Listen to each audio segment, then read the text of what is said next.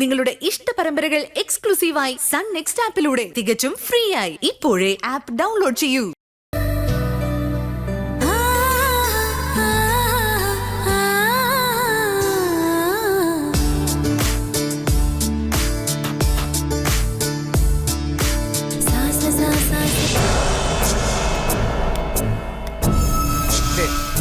പ്ലോട്ടിന്റെ രണ്ടു വശത്തും റോഡുണ്ട്. പോലീസ് സ്റ്റേഷൻ തൊട്ടടുത്തായോണ്ട് സേഫ് ആയിട്ടുള്ള സ്ഥലമാ. ബസ് സ്റ്റോപ്പും അമ്പലം ഹോസ്പിറ്റലും ഒക്കെ ആണെങ്കിൽ 1 കിലോമീറ്റർ ഉള്ളിലേ ഉള്ളൂ. ഇനി എന്തൊക്കെ വേണം? ഒന്നും വേണ്ട. സ്ഥലത്തിന് എന്തെങ്കിലും കുഴപ്പമുണ്ടെന്ന് ഞാൻ പറഞ്ഞോ? പക്ഷേ മോൻ പറഞ്ഞ സമയത്തിനുള്ളിൽ വാങ്ങാൻ ആളെ കിട്ടുന്നത് കുറച്ച് ബുദ്ധിമുട്ടാണ്. അതിനല്ലേ ചേട്ടനെ വിളിച്ചേ. ചുമ്മാ ഒന്നും അല്ലല്ലോ, നല്ല കമ്മീഷൻ കിട്ടൂലേ. വേഗം പോയി പറ്റിയ ടീമിനെ കൊണ്ടുപോവാ. ഞാൻ നോക്കാം മോനെ. നോക്കിക്കൊണ്ടിരുന്നാ പോരാ, ആളിവിടെ എത്തണം. ഓ, ഞാൻ ഏറ്റു.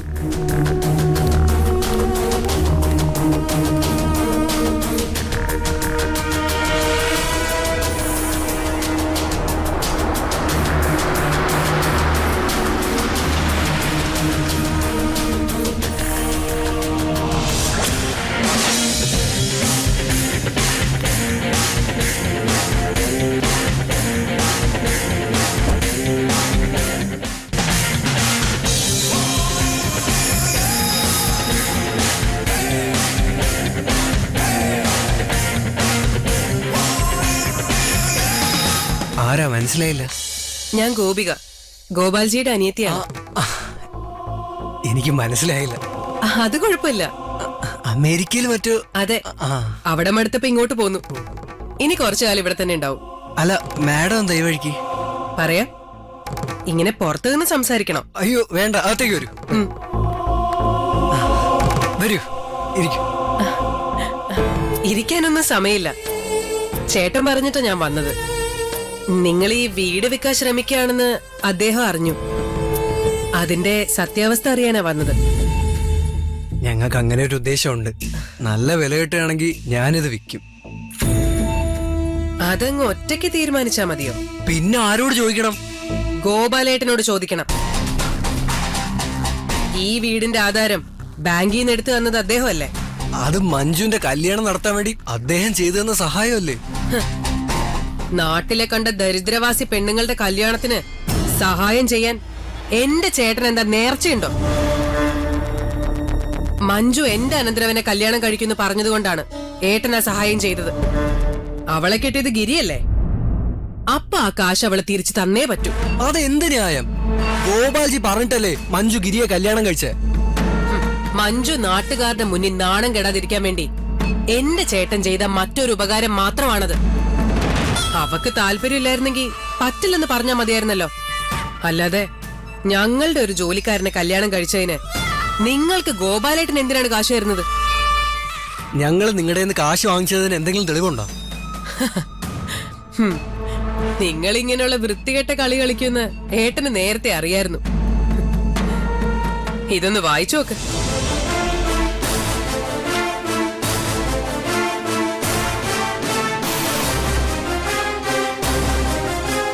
ഈ വീടിന്റെ ആധാരം തിരിച്ചെടുക്കാൻ ഗോപാലേട്ടൻ മുടക്കിയ കാശ് തിരിച്ചടയ്ക്കാതെ ഈ സ്ഥലം വിൽക്കില്ലെന്ന് നീ ഒപ്പിട്ട കടലാസാണിത്.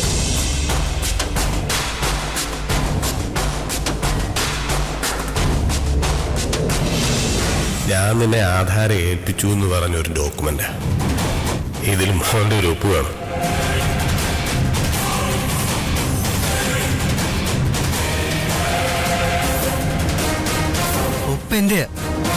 പക്ഷെ ഇത് ചതിയാ.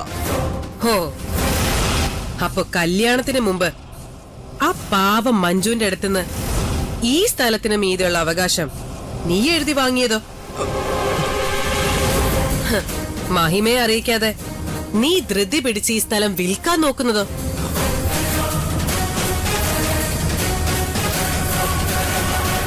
നീ ചെയ്യുന്നതെല്ലാം ഞങ്ങൾ കൃത്യമായി അറിയുന്നുണ്ട്. മാഡം, ഞാൻ ഈ വീട് വിറ്റ് കാശുകൊണ്ട് ഓസ്ട്രേലിയക്ക് പോകാനുള്ള പരിപാടിയാ. ഈ വീട് വിൽക്കാൻ പറ്റിയില്ലെങ്കിൽ എന്റെ കാര്യം ആകെ കഷ്ടത്തിലാവും. വിറ്റോ? വിൽക്കണ്ടെന്ന് ആരാ പറഞ്ഞത്? ഞാൻ പറയാണെങ്കിൽ നാളെ തന്നെ വിൽക്കണം. ഞങ്ങൾക്ക് വിൽക്കണം. വെറുതെ വേണ്ട. മാന്യമായൊരു തുക വിലയിട്ട് ഞങ്ങൾക്ക് തരാനുള്ള തുക അതിന്ന് കുറച്ച് ബാക്കി നിങ്ങൾക്ക് തരാം. ഞങ്ങളുടെ അവസ്ഥ മുതലെടുക്കാൻ ശ്രമിക്കുകയാണല്ലേ? അതെ, എന്റെ ഒരു പ്രധാന വിനോദം ഇതാ. ചെറിയ ഓരോ പ്രശ്നങ്ങളെ വലിയതാക്കിയിട്ട് അതുകൊണ്ട് ആളുകളെ ബുദ്ധിമുട്ടിക്കുക. അവര് വിഷമിക്കുന്ന കാണുമ്പോ എനിക്കൊരു മനസുഖം കിട്ടും. ചേട്ടനതിനെ കുത്തിത്തിരിപ്പ്, ഏഷണി, പാരവയ്ക്കൽ എന്നൊക്കെ വിളിച്ച് കളിയാക്കും. ഞാനതൊന്നും കാര്യാക്കാൻ നിൽക്കാറില്ല. ബാക്കിയുള്ളവരുടെ വിഷമം ഞാൻ എന്തിനാ നോക്കുന്നത്? ഞാൻ എന്റെ സന്തോഷം നോക്കിയാ പോരെ. നിങ്ങൾ പറയുന്ന പോലെ ഞാൻ ചെയ്തില്ലെങ്കിൽ എന്ത് ചെയ്യും? ഞാനൊന്നും ചെയ്യില്ല. എനിക്ക് ഈ വയലൻസിനോടൊന്നും താല്പര്യമില്ല. പക്ഷേ എനിക്കതിനൊന്നും ഒരു കുഴപ്പമില്ല. അവനോട് പറയേണ്ട താമസമേ ഉള്ളൂ.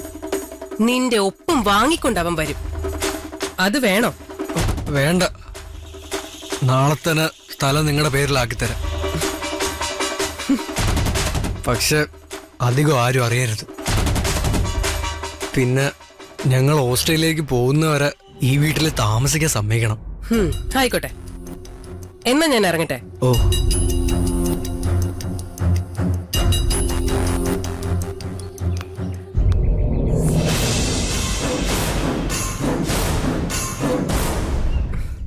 അവളോട് ദേവി ഇതൊന്നും പറയരുത് വേണം, എല്ലാം കുളമാവും.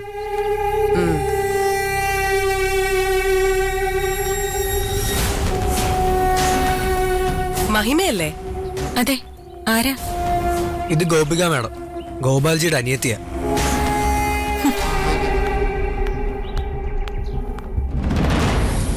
ഇവളൊരു അഹങ്കാരം പിടിച്ച ജന്മ മാഡം. മാധവന്റെ മോളല്ലേ, ആ സ്വഭാവം കാണിക്കാതിരിക്കോ? എപ്പോഴെങ്കിലും എന്റെ വഴിക്ക് വരുമല്ലോ, അപ്പൊ കാണാം. എന്നാ ശരി.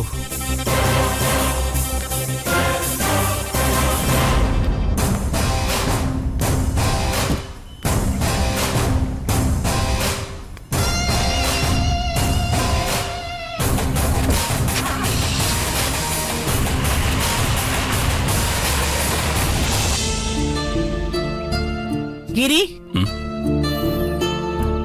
ചായ കുടിച്ചിട്ട് പോ.